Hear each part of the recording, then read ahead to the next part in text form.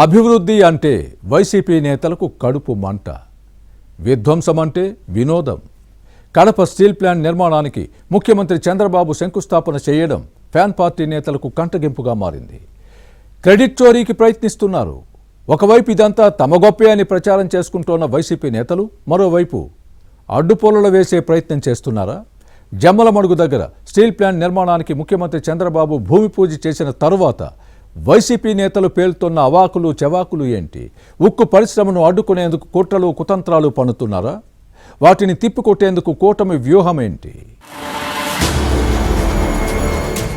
వైసీపీది విధ్వంస విధానం, కూటమిది అభివృద్ధి ఆరాటం.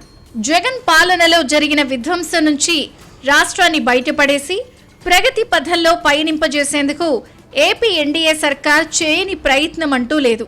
కానీ విధ్వంస విధానాన్ని నరనరాన నింపుకున్న ఫ్యాన్ పార్టీ నేతలకు ఇది నచ్చడలేదు. విశృంఖల విధ్వంసం, వ్యక్తిత్వ హననానికి అలవాటు పడిన వైసీపీ నేతలు అభివృద్ధిని అడ్డుకుని చెడగొట్టడమే పనిగా పెట్టుకున్నారు అనే విమర్శలు వస్తున్నాయి. వీరి తీరు అమ్మ పెట్టదు అడుక్కు తిన్నివ్వదు అన్న చందంగా మారిందన్న వ్యాఖ్యలు వినిపిస్తున్నాయి.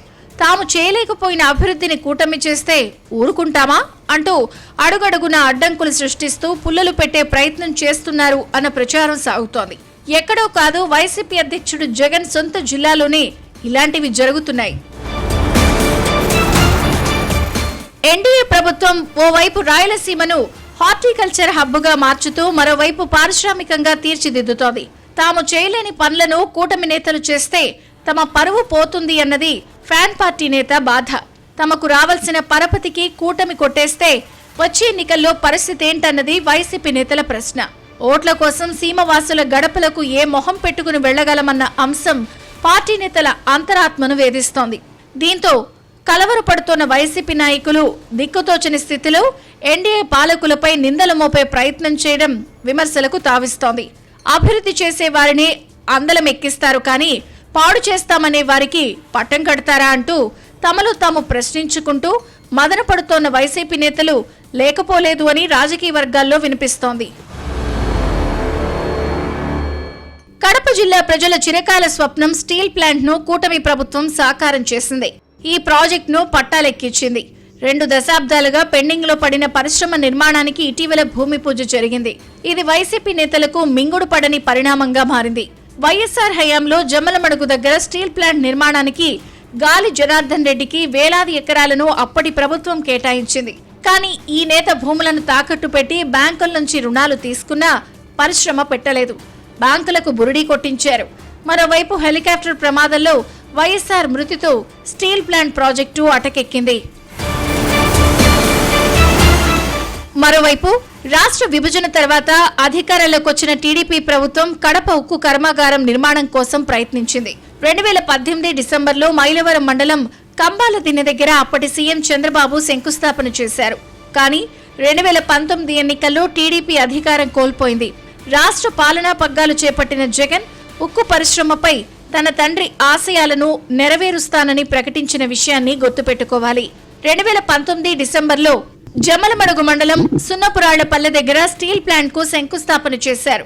కానీ పునాది రాళ్లకే పరిమితమైంది. ఇప్పుడు కూటమి ప్రభుత్వం ప్రతిష్టకు పోకుండా జగన్ భూమి పూజ చేసిన చోటే నిర్మాణానికి చర్యలు చేపట్టింది. జిందాల్ సంస్థ ఈ ప్రాజెక్టును నిర్మిస్తోంది. దీంతో దిక్కుతోచని వైసీపీ నేతలు కూటమి ప్రభుత్వంపై విమర్శలు చేస్తున్నారు.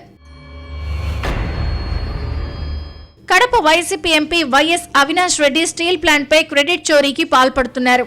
2023లో సజ్జన్ జిందాల్తో కలిసి జగన్ శంకుస్థాపన చేసిన విషయాన్ని ప్రస్తావించారు. స్టీల్ ప్లాంట్ కు 3300 ఎకరాల భూములను కేటాయించి అన్ని సౌకర్యాలను సిద్ధం చేసింది జగనేనని ఈ ఎంపీ చెప్పుకొచ్చారు. కానీ అంతా తామే చేశామని చంద్రబాబు సర్కార్ బిల్డప్ ఇచ్చుకుంటోందని అవినాష్ రెడ్డితో పాటు వైసీపీ నేతలు వ్యాఖ్యానించడం విడ్డూరంగా ఉంది. 2 సార్లు శంకుస్థాపన చేసి ఏం చేశారో చెప్పలేదు. కడప ఉక్కు పరిశ్రమ నిర్మాణం పూర్తయితే క్రెడిట్ చంద్రబాబుకు దక్కుతుంది. అప్పుడు వైసీపీకి డ్యామేజ్ జరుగుతుంది. దీంతో ఎలా అడ్డుకోవాలని చూస్తున్నారు అన్న ప్రచారం సాగుతోంది. ఇలాంటి కుట్రలతోనే వైసీపీ అంటేనే జనానికి ఒళ్ళు మండుతోంది. ఫ్యాన్ పార్టీ నేతలు చేయలేదు, చేయరు, చేయలేరు. ఈ క్రమంలోనే కుళ్ళు రాజకీయాలు చేస్తూ కూటమి పాలనలో పనులు జరగకుండా చేయాలని చూస్తున్నారు. కానీ ఎన్డీఏ పాలనలో ఫ్యాన్ పార్టీ నేతల ఆటలు సాగే అవకాశం లేదు.